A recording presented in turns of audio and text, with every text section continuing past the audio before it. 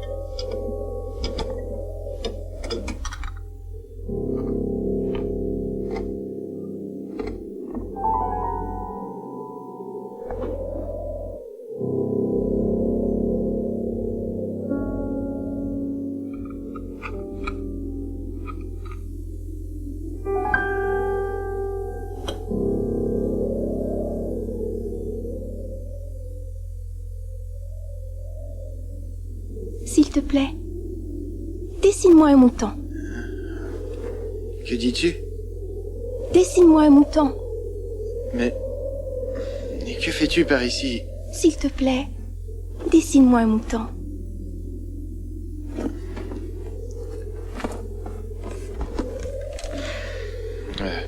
En réalité, je ne sais pas dessiner. Ça ne fait rien. Dessine-moi un mouton. Un mouton. Voilà.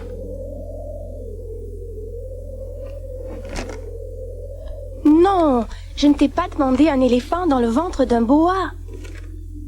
Comment sais-tu que c'est un éléphant dans le ventre d'un boa? Ça se voit. Les serpents géants sont trop dangereux et un éléphant prend trop d'espace. Et chez moi, il y a très peu d'espace, alors dessine-moi un mouton.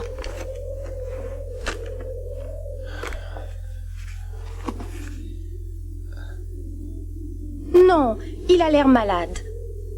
Fais-moi un autre.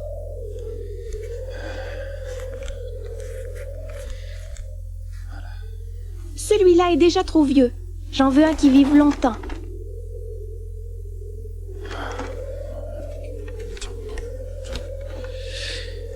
Ça, c'est une caisse. Le mouton que tu m'as demandé est dedans. Il est exactement comme je le souhaitais.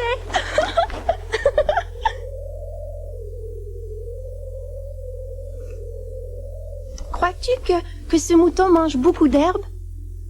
Là où j'habite, c'est tout petit. Cela suffira certainement. Je t'ai offert un très petit mouton.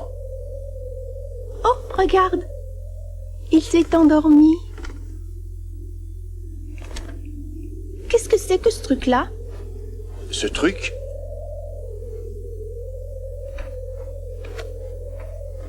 Ça, c'est un avion. Il vole. Quoi? Tu es tombé du ciel? Oui. Ça, c'est amusant. Bon, maintenant, ça suffit. Je tiens à ce que l'on prenne mes ennuis au sérieux. Alors, tu viens du ciel, toi aussi? Et tu viens de quelle planète, toi? Bien sûr, avec ton truc là, tu ne peux pas venir de très loin. Alors, comme ça, tu viens d'une autre planète. Allez, dis-moi, d'où viens-tu? Dis-moi, où veux-tu emporter mon mouton?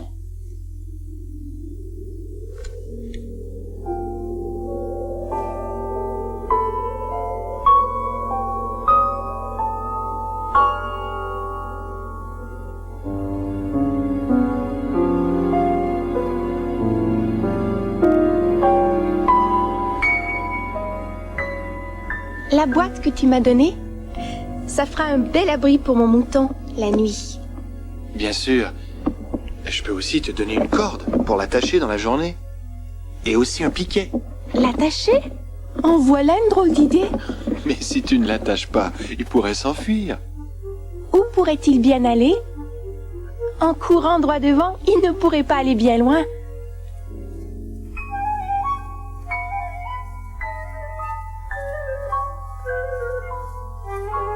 Mais si un mouton mange l'herbe, il peut aussi manger les fleurs, non? Les moutons mangent tout ce qui leur tombe sous la dent. Même les fleurs qui ont des épines? Oui, même les fleurs qui ont des épines. À quoi elles servent les épines dans ce cas? Les épines ne servent à rien. Les fleurs les laissent pousser par méchanceté. Oh, ça c'est pas vrai. Les fleurs sont fragiles. Elles se défendent comme elles peuvent. Elles s'imaginent que les épines sont dangereuses. Et tu crois que les fleurs... Mais non, je ne crois rien du tout. Je disais ça comme ça, c'est tout. Comme tu peux voir, j'ai des choses plus importantes à faire, hein? Des choses plus importantes? Tu parles comme les grandes personnes. Ça fait des millions d'années que les fleurs font pousser des épines pour se protéger et que les moutons les mangent quand même. Et tu trouves que c'est pas important? Et si je connais une fleur magnifique, dont il n'existe qu'un spécimen dans le monde entier, et que cette fleur merveilleuse vive sur ma petite planète, et qu'un bon matin, sans même savoir ce qu'il fait, un petit mouton, d'un seul coup de dent, puisse la faire disparaître à jamais. Ce n'est pas important, ça? Si quelqu'un aime une fleur unique qu'on ne trouve que sur une seule étoile, ne crois-tu pas que cela suffise à le rendre heureux quand il regarde les étoiles? Il se dit, ma fleur se trouve là-haut, quelque part, et il se sent heureux. Mais un jour, le mouton mange la fleur. Et pour lui, c'est comme si on venait d'éteindre toutes les étoiles. Et toi, tu dis que ce n'est pas important?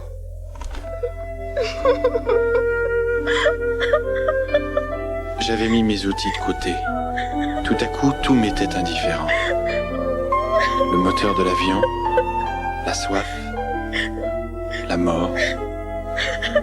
Seule comptait une étoile, une planète.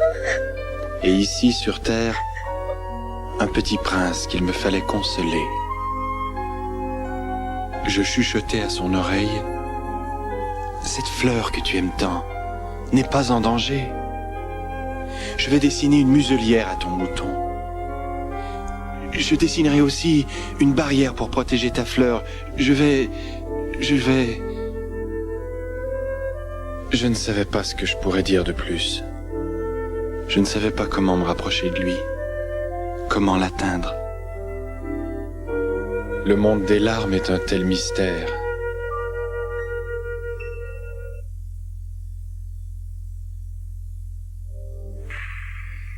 Un jour, une petite graine venue de nulle part avait donné naissance à une nouvelle fleur. Et le petit prince émerveillé passait tout son temps à veiller et observer ce petit bourgeon.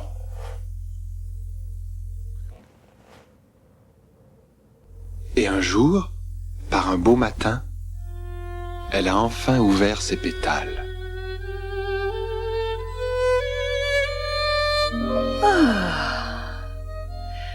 Je suis encore tout engourdie. Je viens à peine de me réveiller. Oh, excusez-moi, je bâille encore. Comme vous êtes belle. N'est-ce pas? Et en plus, je suis née avec les premiers rayons du soleil. Je crois que c'est l'heure du petit déjeuner. Auriez-vous la bonté de m'aider? Et c'est ainsi que, sans même en avoir l'air, elle avait commencé à le tourmenter de ses vaines prétentions.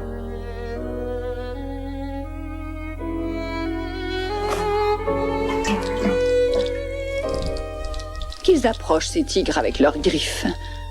Mes épines me protégeront. Il n'y a pas de tigre sur ma planète. Et de plus, ils ne mangent pas d'herbe. De l'herbe? Je ne suis pas de l'herbe. Je vous demande pardon. Je n'ai pas peur des tigres. Je crains les courants d'air. Auriez-vous une cloche de verre? La nuit, il faut me mettre à l'abri sous une cloche de verre. Le fond de l'air est plutôt frais chez vous. Il fait beaucoup plus chaud à l'endroit d'où je viens.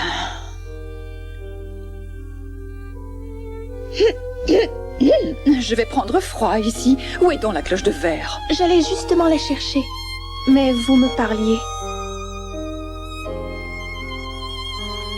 Malgré son amour pour cette belle fleur, et malgré toute sa bonne volonté de petit prince, il ne put s'empêcher de ressentir un doute. Il avait, sans le vouloir, pris son verbillage au sérieux.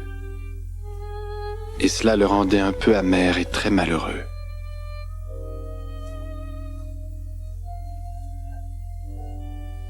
Vous m'avez fait beaucoup de peine. Parce que je ne vous comprends pas. Je crois qu'il vaudrait mieux que je parte pour quelque temps. Laisse la cloche de verre, je n'en veux plus. J'ai été stupide. Je te supplie de me pardonner. Essaie de trouver le bonheur. Mais tu sais, je t'aime moi aussi. Et toi, tu n'en savais rien. C'est ma faute. Cela n'a aucune importance. Et tu as été aussi stupide que moi. Tâche d'être heureux. Mais le vent et les animaux... L'air frais me fera le plus grand bien. Il me faut bien accepter de courir certains risques si je veux qu'un papillon se pose sur mes pétales.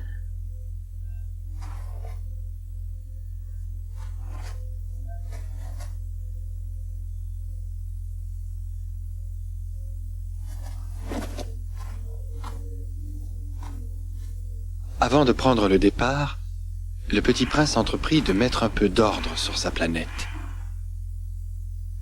Il nettoya ses volcans avec le plus grand soin. Et finalement, arrosa une dernière fois la jolie rose. Ne retarde pas ainsi ton départ. De toute façon, tu es décidé, n'est-ce pas? Alors, va-t'en. En fait, elle ne voulait pas qu'il la voie pleurer. C'était une fleur si fière.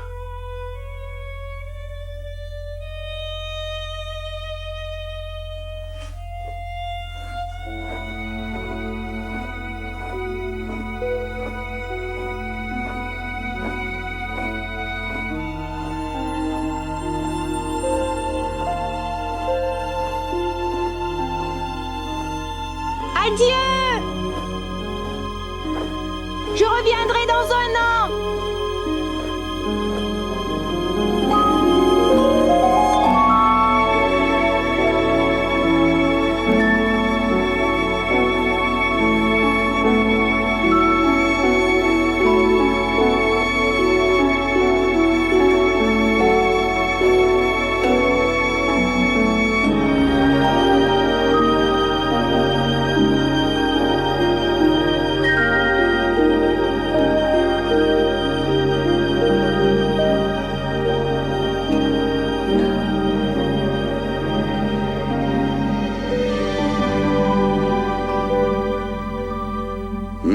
Que vois-je là? Un humble sujet. Viens plus près, afin que je te voie mieux. Le petit prince se demanda comment me connaîtrait-il, alors qu'il ne m'a jamais vu. Bâiller devant le roi est tout à fait contraire à l'étiquette. Je te donne l'ordre de ne pas bâiller. Je ne peux pas m'en empêcher. Je viens de faire un grand voyage et je n'ai pas dormi. Dans ce cas, je t'ordonne de bâiller encore. Cela va faire des siècles que je n'ai pas vu bâiller quelqu'un. Le bâillement m'intrigue. Allez, bâille encore. C'est un ordre. Vous me faites peur. Je n'en ai plus envie. Dans ce cas, je t'ordonne de bâiller plus tard. Et puis moi, je vais... Puis-je m'asseoir? Je t'ordonne de t'asseoir. Monsieur, je m'excuse de vous demander cela, mais... Je t'ordonne de poser ta question. Sur quoi régnez-vous? Je règne sur tout. Et les étoiles, elles vous obéissent? Évidemment, à la lettre. Je ne tolère pas qu'on me désobéisse. Je suis un monarque incontestable.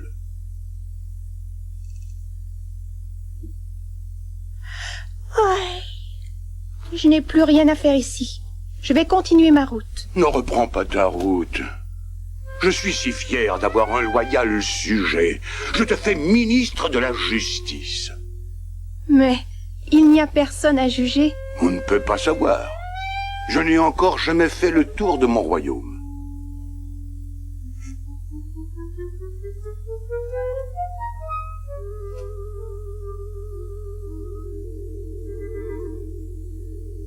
Il n'y a personne là non plus. Je crois bien qu'il y a quelque part sur ma planète un vieux rat qui se promène. Je l'entends parfois la nuit. Tu pourrais exercer ton pouvoir sur ce vieux rat.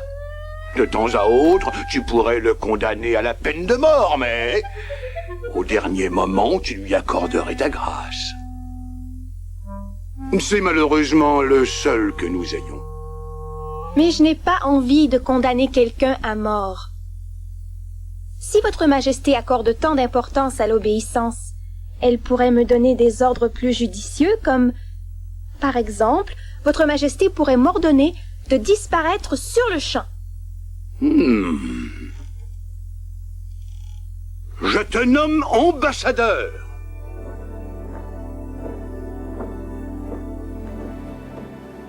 Ces personnes Sont décidément très bizarres, se dit le petit prince en reprenant son périple.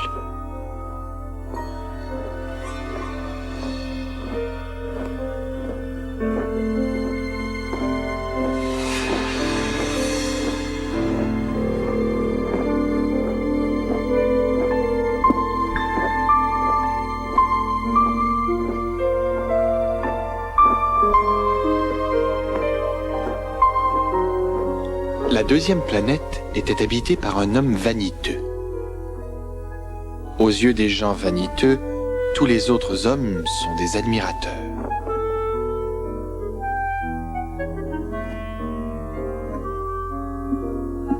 Mais que vois-je, un admirateur qui vient me rendre visite. Bonjour. Bien le bonjour. Dites-moi, vous portez un drôle de chapeau? Je m'en sers pour saluer. Malheureusement, il est très rare que quelqu'un passe dans le coin. Frappe dans tes mains.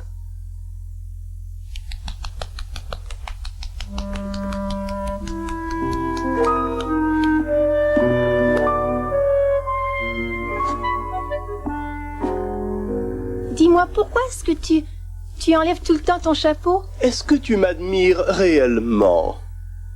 Que veut dire admire? Cela signifie que je suis... qu'on me reconnaît pour être le plus beau, celui qui porte les plus beaux vêtements, le plus riche, le plus intelligent des habitants de cette planète.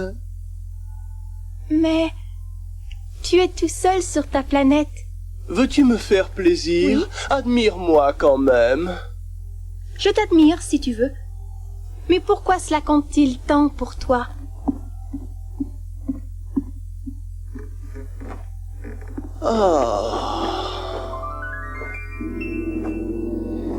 Décidément, les grandes personnes sont étranges.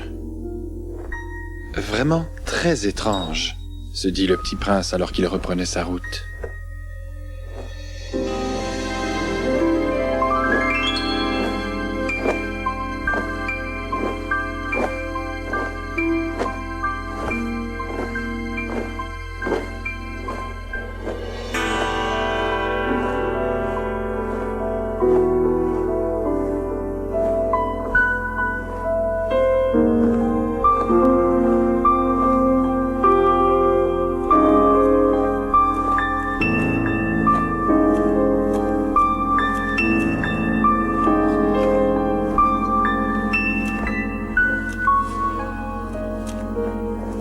La planète suivante était celle de l'homme d'affaires.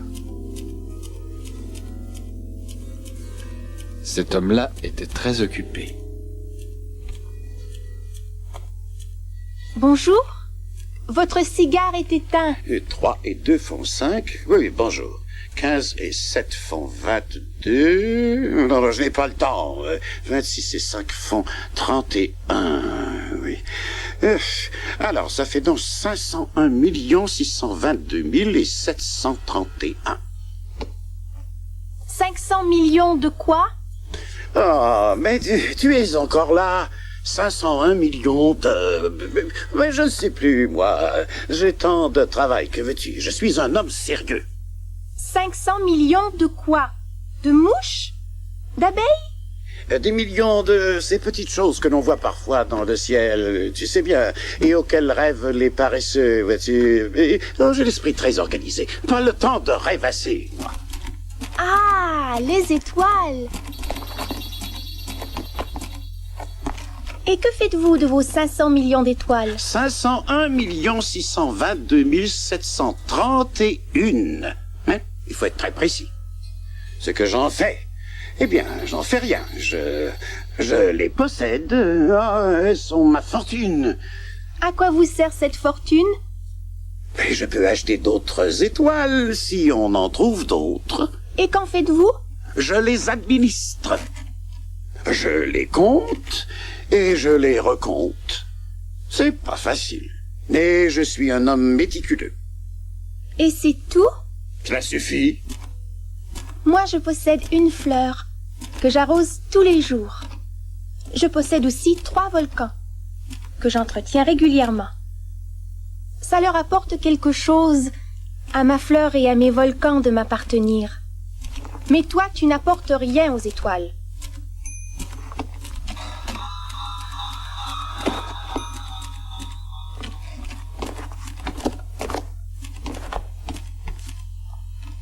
Tout en continuant son voyage, le petit prince se dit que les grandes personnes sont décidément très étranges.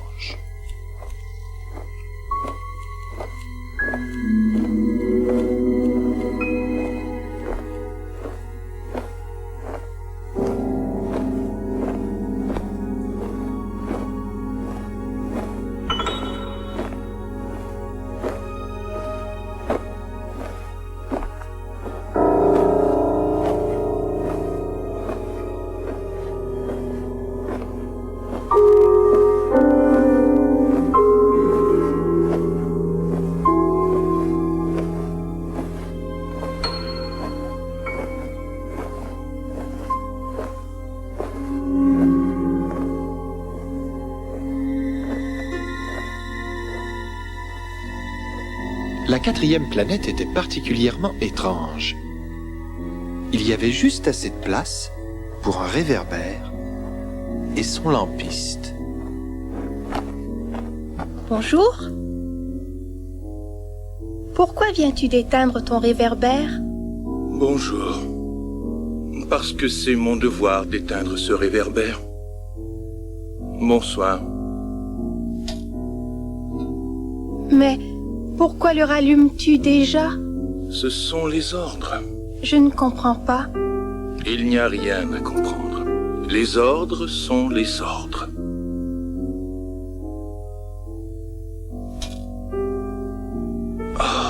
Je fais un travail horrible. Jadis, il avait sa raison d'être. J'éteignais le matin et rallumais le soir. Je passais la journée à me détendre et la nuit à me reposer. Et depuis, les instructions ont été changées? Non, elles n'ont pas changé. C'est ce qui me navre, justement. D'année en année, la planète tournait plus vite et les instructions n'ont pas changé. Aujourd'hui, elle fait une rotation par minute et je n'ai qu'une seconde de repos.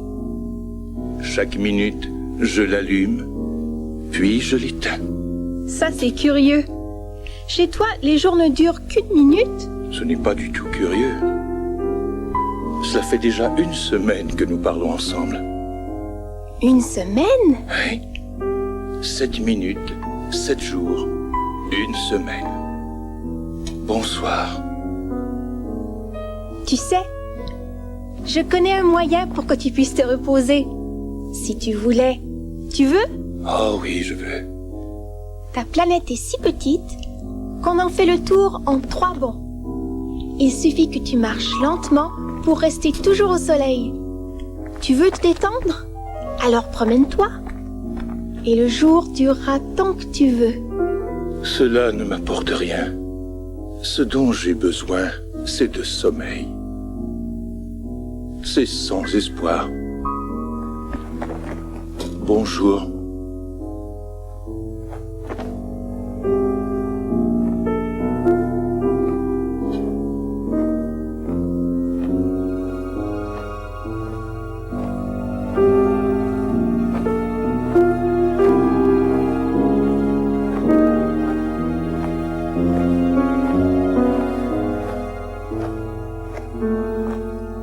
Celui-ci, se dit le petit prince en reprenant son chemin, est très différent des autres.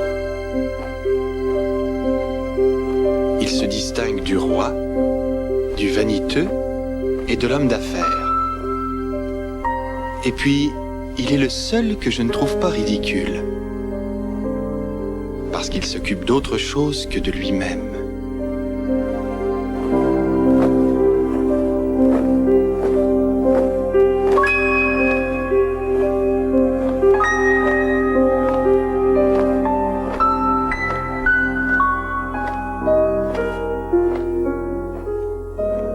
La 5e planète était habitée par un vieil homme qui écrivait dans d'énormes livres.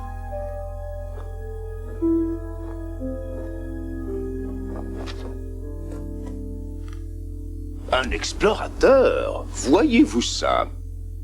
D'où viens-tu? Quel est ce gros livre? Que faites-vous? Je suis un géographe. C'est un savant qui sait où les océans, les fleuves, les montagnes, les villes et les déserts se trouvent. C'est très intéressant. Enfin un vrai métier. Elle est magnifique, cette planète. Y a-t-il des océans, des fleuves, des montagnes, des villes et des déserts? Comment puis-je le savoir? Ah bon? Pourtant, vous êtes géographe. C'est vrai, mais pas explorateur. Nous aurions grand besoin d'un explorateur ici. Ce n'est pas le géographe qui recense les océans, les fleuves, les montagnes, les villes, les mers et les déserts. Le géographe est trop important, il ne quitte pas son bureau. Mais il reçoit les explorateurs, les interroge et note leurs impressions. Et toi, tu viens de très loin? Tu es un explorateur? Tu vas me décrire ta planète.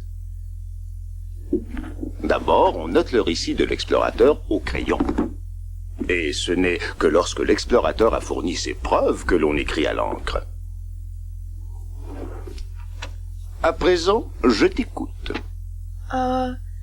Chez moi, il n'y a pas grand-chose. C'est tout petit. J'ai 3 volcans. 2 sont en activité et le 3e éteint. Mais on ne sait jamais. On ne sait jamais. J'ai aussi une fleur. On n'inscrit pas les fleurs. Pourquoi pas? Il n'y a rien de plus beau. Parce que les fleurs sont éphémères. Éphémère, c'est quoi? Les livres de géographie sont les plus précieux de tous les livres. Jamais périmés. Il est très rare qu'une montagne se déplace, qu'un océan se vide de son eau. Nous n'inscrivons que les choses immuables. Mais que veut dire éphémère? Cela veut dire en danger de disparaître à tout moment. Ma fleur est-elle menacée de disparaître à tout moment? C'est connu. Ma fleur est menacée, se dit le petit prince. Et elle n'a que 4 épines pour se défendre. Et je l'ai laissée toute seule sur ma planète. Alors, reprenant son courage à 2 mains, il décida de reprendre son voyage. Où me conseillez-vous d'aller? Sur la planète Terre. Elle a bonne réputation. Et le petit prince, en s'envolant, eut une pensée pour sa fleur.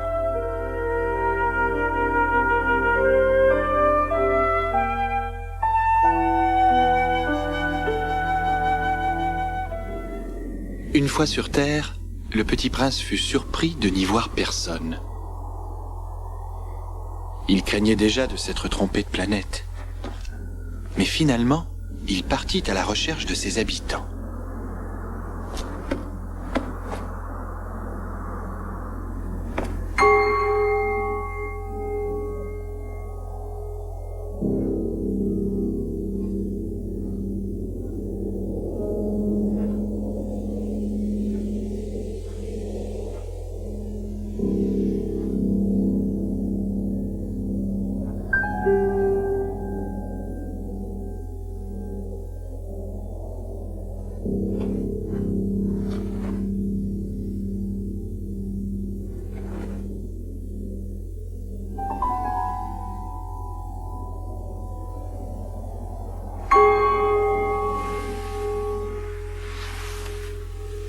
Bonsoir.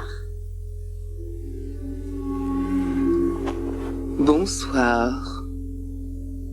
Peux-tu me dire où je suis? Tu es sur la Terre. Très exactement en Afrique. Ah. Alors, il n'y a personne sur Terre? Ici, c'est le désert. Dans le désert, il n'y a personne. La Terre est immense.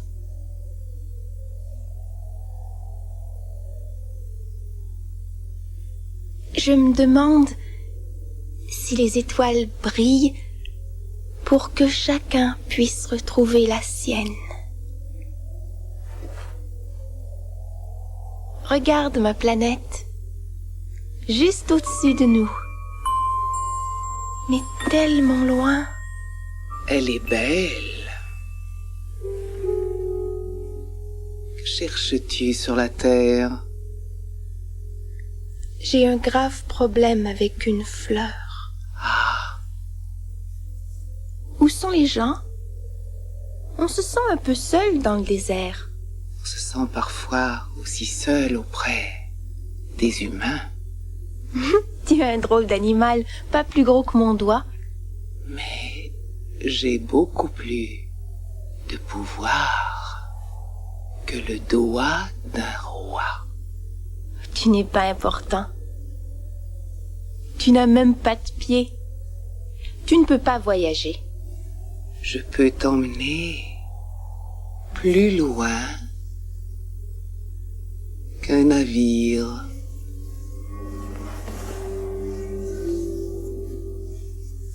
Je peux d'un seul geste rendre celui que je touche à la terre d'où il vient. Mais toi, tu es pur. Tu viens d'une étoile. Tu me fais pitié sur cette terre dure de granit. Tu es si fragile. Un jour, je pourrais peut-être te venir en aide si tu t'ennuies trop de ta planète. Oui, je le pourrais. Ah, je comprends très bien. Pourquoi parles-tu toujours par énigme? Je les résous toutes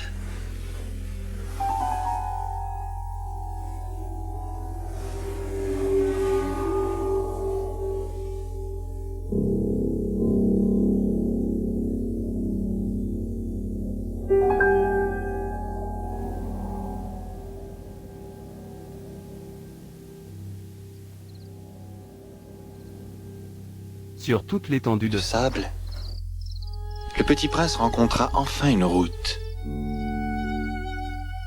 Et cette route le mena dans un jardin tout en fleurs.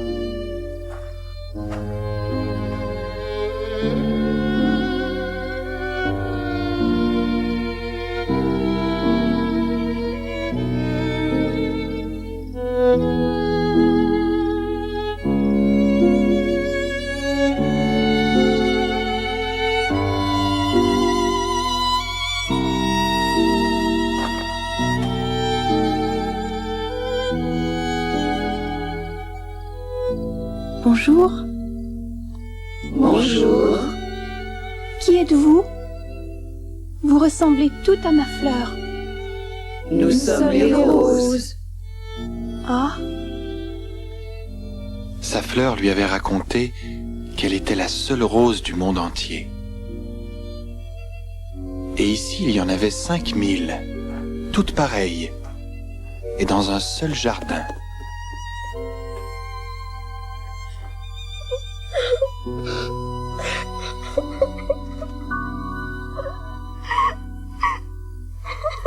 Bonjour, bonjour. je suis là, sous le pommier. Qui es-tu? Tu es très jolie. Je suis un renard. Viens jouer avec moi. Je suis si triste. Je ne peux pas jouer avec toi. Je ne suis pas apprivoisé.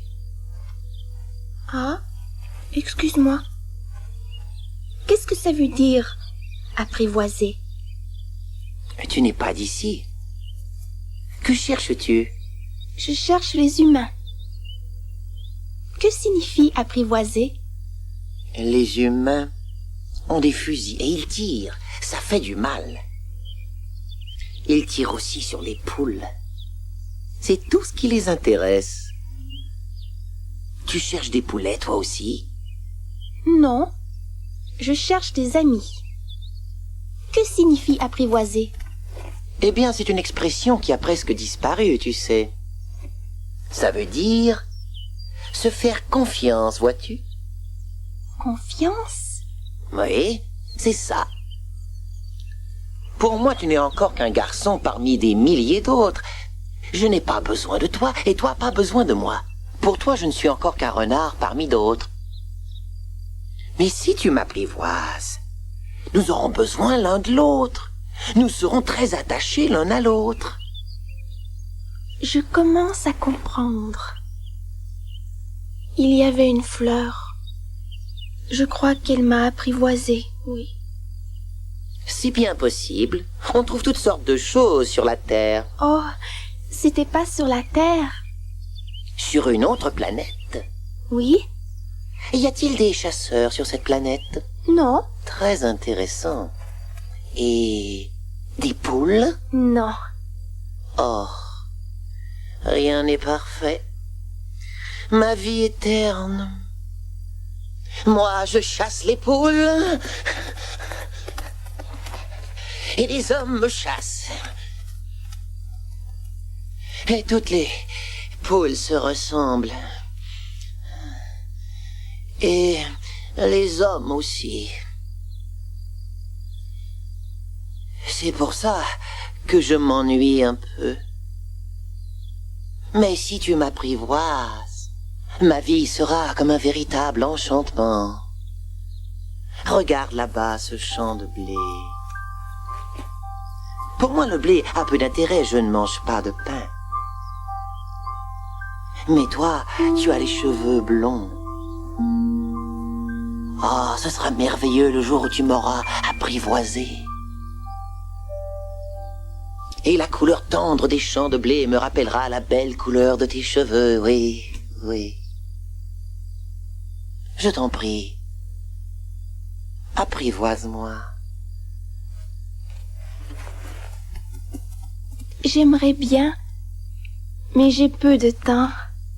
Je dois trouver des amis et apprendre un tas de choses.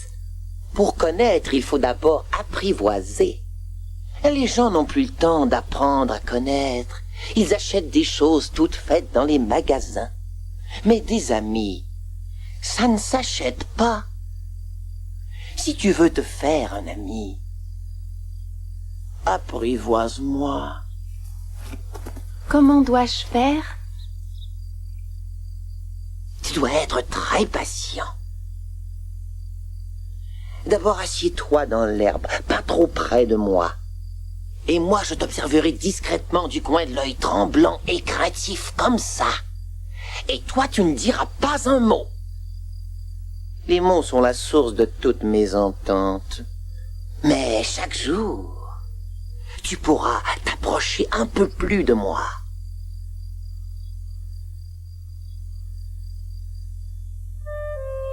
Et ainsi le petit prince entreprit-il de gagner la confiance du renard.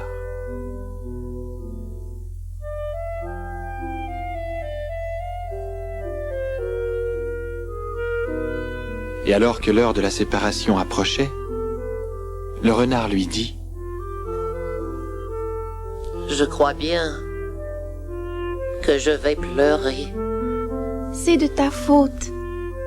Je ne voulais pas te faire de peine. C'est toi qui m'as demandé de t'apprivoiser. C'est vrai, Mais maintenant tu vas pleurer. c'est certain. Tu n'y as rien gagné. Mais si, la couleur des champs de blé me fait penser à toi. Va, admire une dernière fois ces jolies roses, et tu comprendras que ta rose à toi est unique. Et ensuite, reviens pour me faire tes adieux. Je te confierai alors un secret.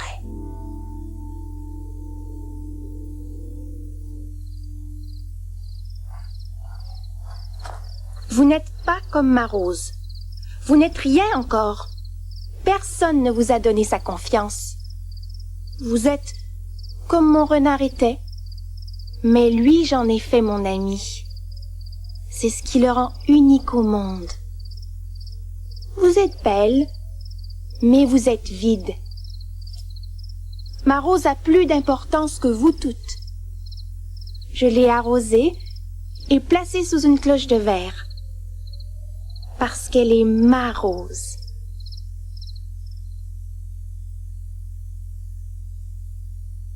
Adieu. Adieu. Et voici mon secret. Il est très simple. N'écoute que la voix de ton cœur, car elle seule te dira où est la vérité. Je n'écouterai que la voix de mon cœur, car lui seul sait où se trouve la vérité. Le temps que tu as consacré à ta rose, c'est ce qui fait sa valeur. Pour le reste de ta vie, tu es responsable de ce que tu as apprivoisé. Tu portes la responsabilité de ta rose. Je porte la responsabilité de ma rose. Je porte la responsabilité de ma rose. Je porte la responsabilité de ma rose.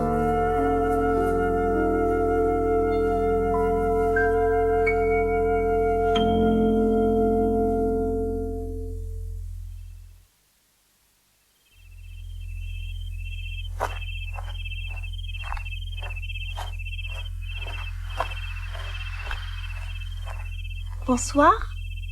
Bonsoir. Qu'est-ce que tu fais? J'envoie des milliers de voyageurs vers leur destination. J'aiguille les trains qui les emportent. Une fois à droite, une fois à gauche.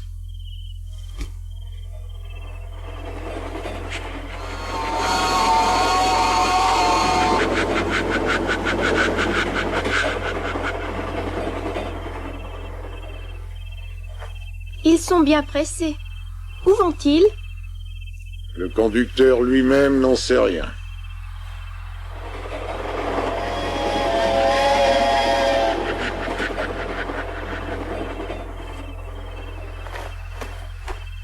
Ils reviennent déjà? Ce ne sont pas les mêmes. Ça change. Il n'était pas heureux là-bas. On n'est jamais vraiment heureux là où on est.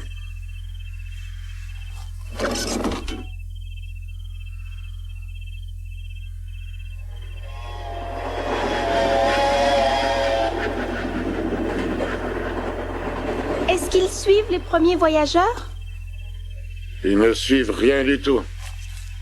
Ils dorment là-dedans ou encore ils bâillent. Seuls les enfants appuient leur nez sur la fenêtre. Seuls les enfants savent où ils veulent aller, se dit le petit prince. Ils passent leur temps avec une poupée de chiffon. Et la poupée devient pour eux un trésor. Et si on la leur prend, ils pleurent.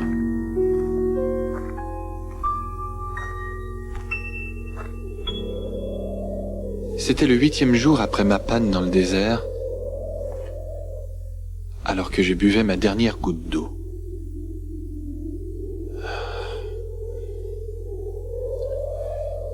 Tes souvenirs sont charmants. Mais cela fait 8 jours que nous sommes coincés dans ce désert. Je n'ai pas encore réparé mon avion. Je n'ai plus rien à boire. Ce qui me rendrait heureux, ce serait de tomber par hasard sur une source bien fraîche.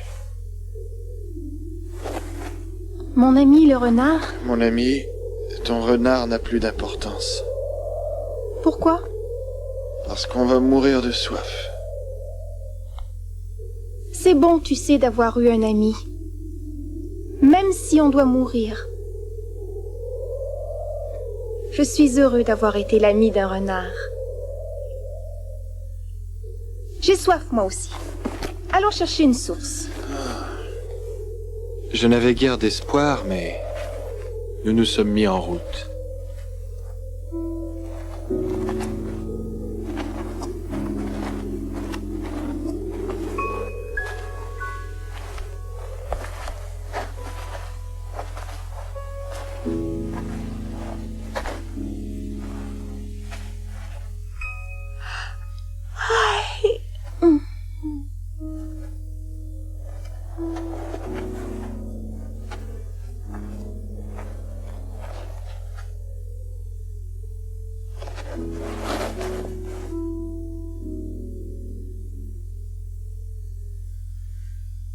Les étoiles sont belles parce qu'elles nous rappellent une fleur que l'on ne voit pas. Bien sûr. Le désert est beau. Le désert est beau parce que quelque part, il cache une source. Oui. En ce qui concerne les étoiles et le désert, ce qu'ils ont de plus beau, c'est ce qu'on ne voit pas. Hey, je suis heureux que tu penses comme mon renard. Le petit prince s'était endormi. Je le pris alors dans mes bras et je repris la route. J'étais ému. Je me sentais comme si je transportais quelque chose de très fragile. Sous la pâle clarté de la lune, je regardais son front, ses yeux fermés, les mèches de ses cheveux flottant sous la brise, et je me dis, ce que je vois est juste une coquille. L'essentiel est invisible.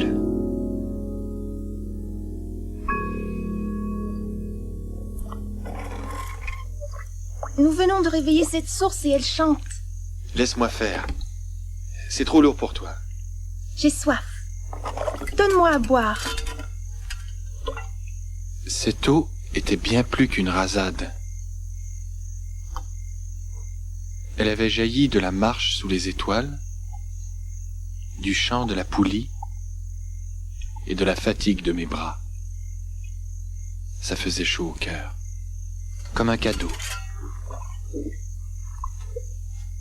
là où tu habites, les gens font pousser 5000 roses dans un même jardin et ne trouvent pas ce qu'ils y cherchent.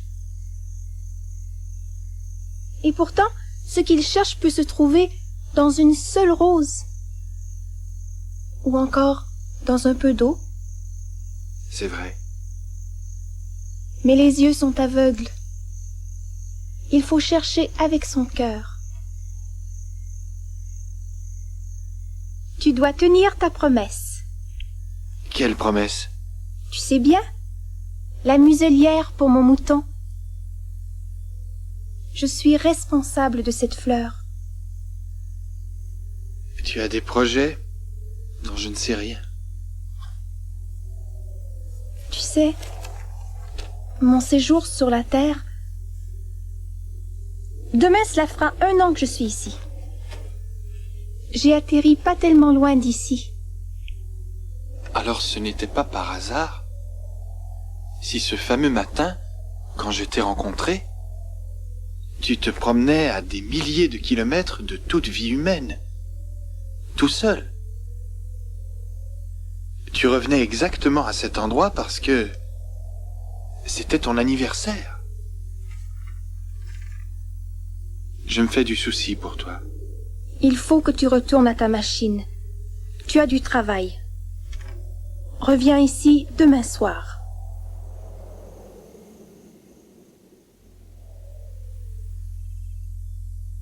Tu te souviens plus? Ce n'est pas exactement ici. Si. C'est bien le jour, mais pas tout à fait l'endroit. Si, c'est là. Tu vois, où mes empreintes commencent dans le sable. Je m'y rendrai ce soir. Tu es sûr de ton venin? Tu es vraiment sûr que je ne vais pas souffrir? Va-t'en maintenant. Je veux sauter par terre. c'est une race de serpents qui peut tuer un homme en 30 secondes. Oh.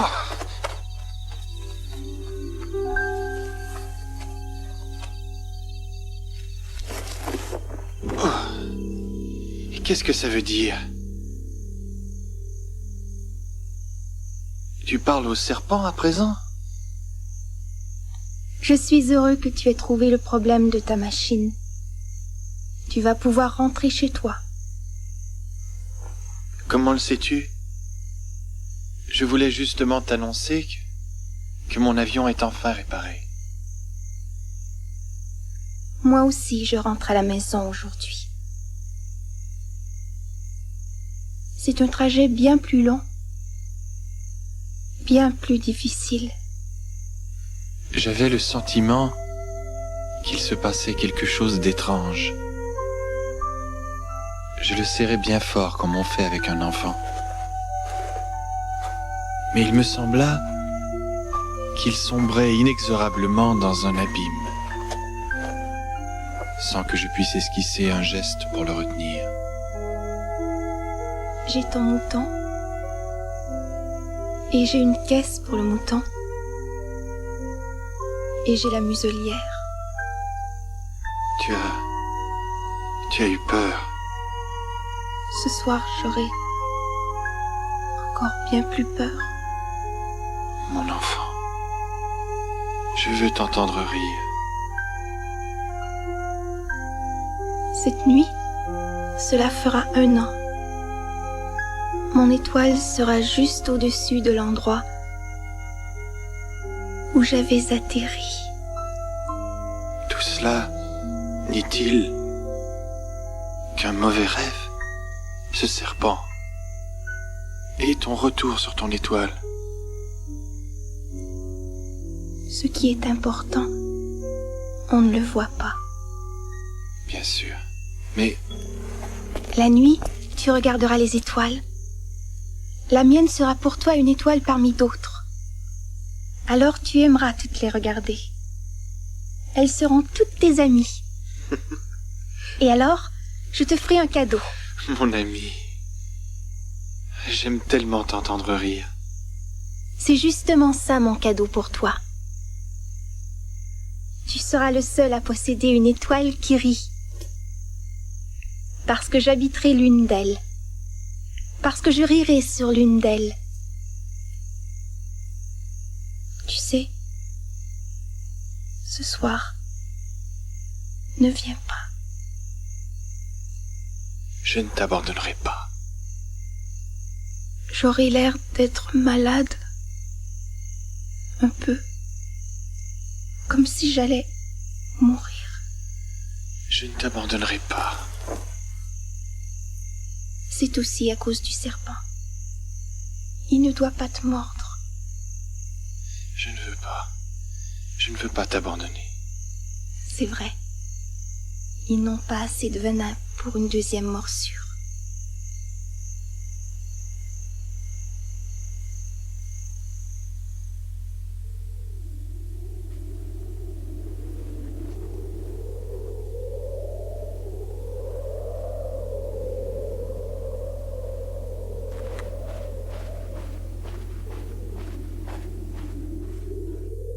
Je n'ai rien remarqué. Il est parti, seul, au milieu de la nuit. Il s'est éclipsé sans faire de bruit.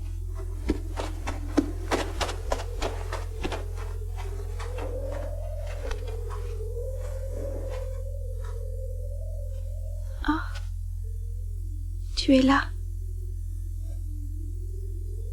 Tu comprends? C'est trop loin. Je ne peux pas transporter ce corps. Il est trop lourd. Mais il va rester là, comme une vieille coquille abandonnée.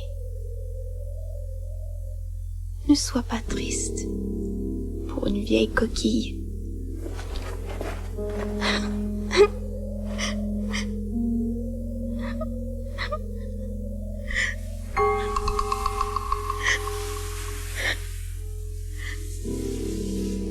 C'est ici. Laisse-moi faire ce pas tout seul. Tu sais, ma fleur, je suis responsable d'elle. C'est tout simple. Voilà. C'est tout.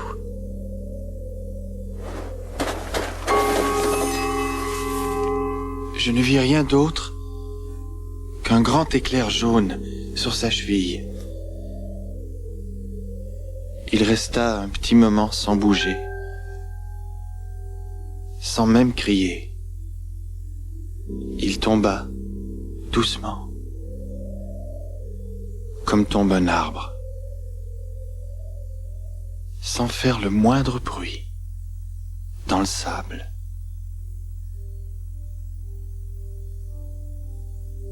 Pour moi, le désert est l'endroit le plus beau et le plus triste de la terre.